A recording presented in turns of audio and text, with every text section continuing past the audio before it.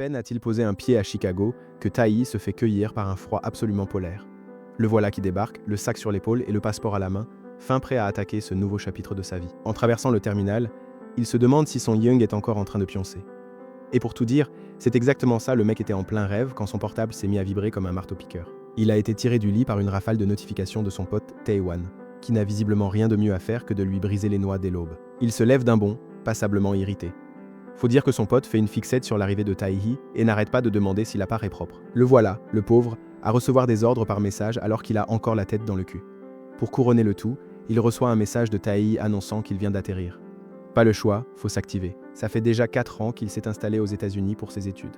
Beaucoup s'imaginent que la vie à l'étranger, c'est le grand luxe, mais la réalité, c'est qu'il passe le plus clair de son temps à passer l'aspirateur. Dans cet appart, il n'y a qu'une seule règle, son pote paye 80% du loyer, ce qui fait de lui le patron des lieux. Le deal est on ne peut plus simple l'un rack, et l'autre doit traiter l'invité comme un roi s'il ne veut pas se faire virer manu militari. Il est curieux de voir comment le petit a grandi après tout ce temps. Il se revoit encore devant l'immeuble, en train de s'engueuler au téléphone avec son pote qui, comme d'habitude, était à la bourre. Il râlait parce qu'il n'avait même pas les clés pour rentrer, jusqu'à ce qu'il réalise que Taï était déjà là, à l'attendre.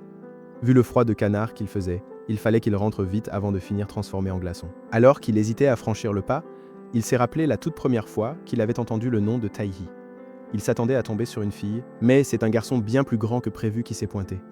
À l'époque, il ne décrochait pas un mot et le suivait partout comme son ombre. De retour au présent, il se tient devant l'appartement 1103, le cœur à 100 à l'heure.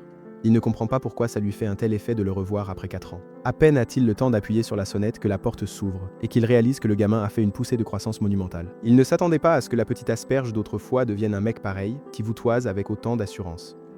Il a un style radicalement différent maintenant, avec de grandes lunettes et un début de barbe qui lui donne un air vachement plus mûr. Il s'observe un instant en silence, le temps d'encaisser le choc, puis l'atmosphère se détend enfin.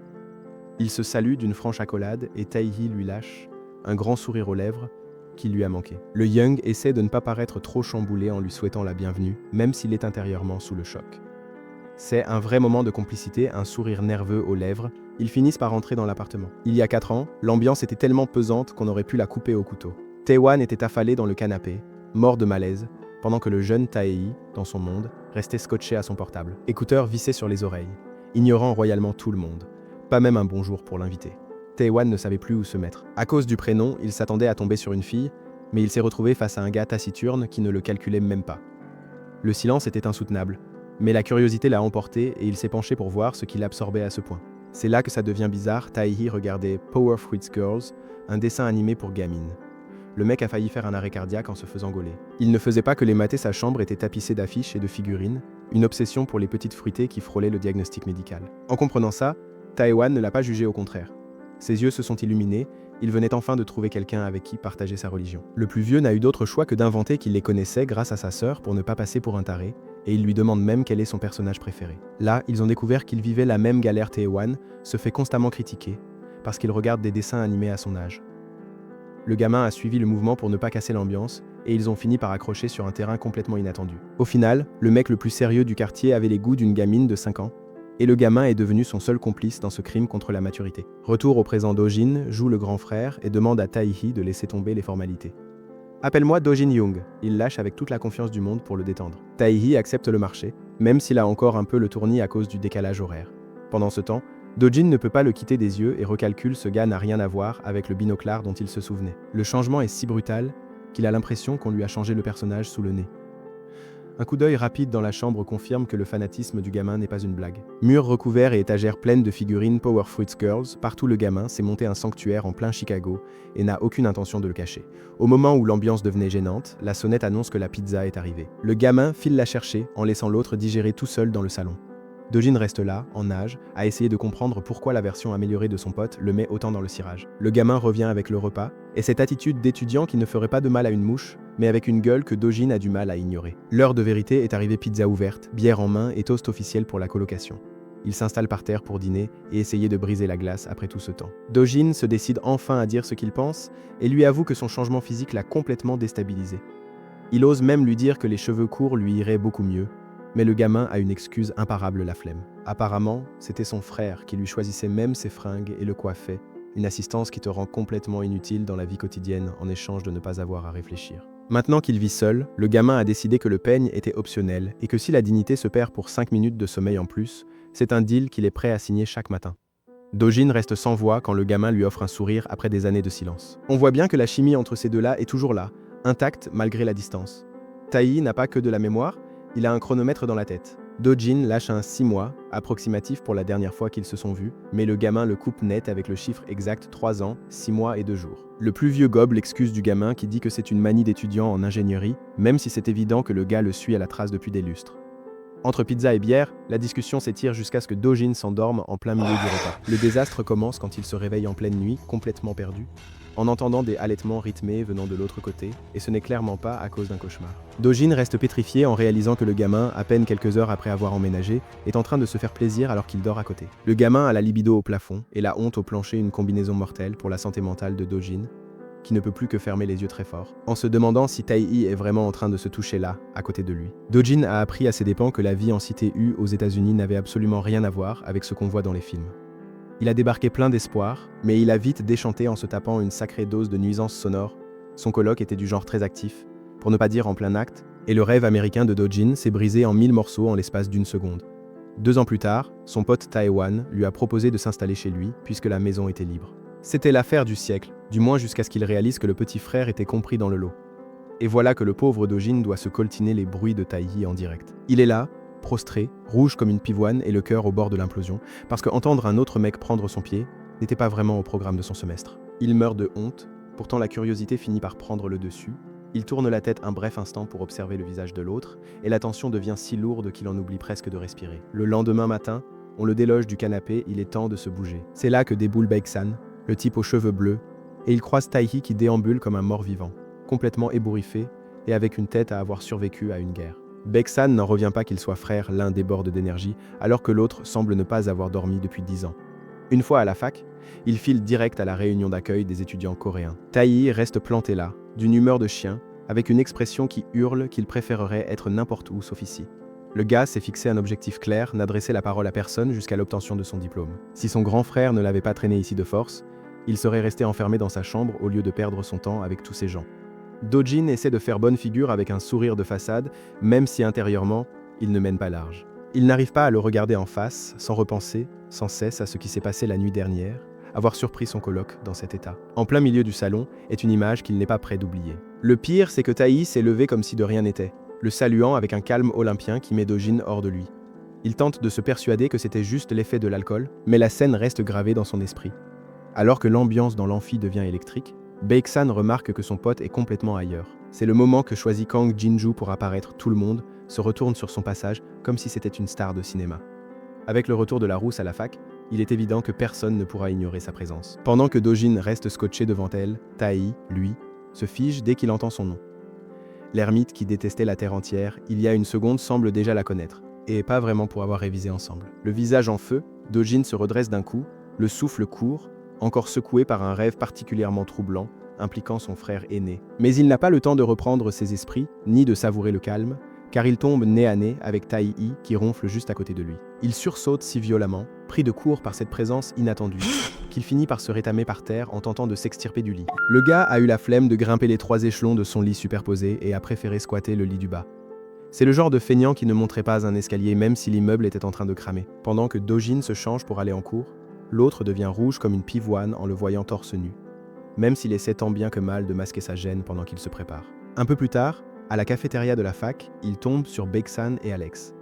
Baeksan est une vraie pile électrique qui ne s'arrête jamais de jacter, tout l'inverse de son pote amorphe, et il insiste lourdement pour transformer la maison des frangins en QG pour leur club de business. C'est le profil type du mec qui ne cherche pas un lieu de réunion, mais une baraque à squatter pour foutre le bordel. Taehi le recadre direct, il n'a aucun bon souvenir de cette bande, et encore moins envie de jouer les hôtes de service. L'ambiance devient pesante dès que le nom d'un certain Songin est mis sur le tapis. On sent que le type est le méchant de l'histoire pour tout le monde, mais pour Taï, ce nom résonne de manière particulièrement douloureuse. Il y a un malaise évident et il coupe court à la discussion, n'ayant aucune envie de remuer la merde de son passé. Pour couronner le tout, le gars mange comme un sagouin, à tel point qu'Alex finit par perdre patience et lui débarbouille la tronche lui-même en le grondant pour ses manières de porc. Taehi est à bout, sa batterie sociale est à plat, et il ne supporte plus une seconde de plus ce cirque. Il se sent de trop en voyant les 2 autres discuter comme si de rien n'était, Alors il sort l'excuse bidon du retard pour s'éclipser et met les voiles sans demander son reste. Baeksan rumine ce vent et lâche qu'il est aimable comme une porte de prison, tandis que Dojin soupçonne que le problème vient de leur cercle trop fermé qui ne laisse plus personne entrer. Alors qu'il marche seul sur le campus, son passé se charge de ne lui laisser aucun répit. Les rumeurs vont bon train à la fac. Certains disent qu'il est le frère d'un tel, d'autres qu'il galère avec la langue ou qu'il trempe dans des trucs louches. Il a l'impression de ne pas pouvoir faire un pas sans que quelqu'un ne fouille dans ses dossiers dans son dos. Il avance avec cette sensation désagréable de sentir tous ses regards peser sur sa nuque. Jusqu'à ce qu'il retombe sur Alex, qui est persuadé qu'ils sont les meilleurs amis du monde, juste pour avoir discuté 5 minutes à l'orientation. Tae-hee n'a aucune idée de qui il est, mais pour s'en débarrasser au plus vite, il lui demande de l'appeler Sean. Même s'il veut passer inaperçu, avec sa tête de déterré qui revient du front, c'est raté pour la discrétion. En entrant dans l'amphi, le pauvre se décompose en voyant qu'il y a d'autres Coréens dans le cours. La peur se lit dans ses yeux, comme s'il se retrouvait face à des huissiers venus réclamer les dettes du passé. Alex capte que ça ne va pas fort, mais Tae-hee l'esquive pour se concentrer sur la leçon.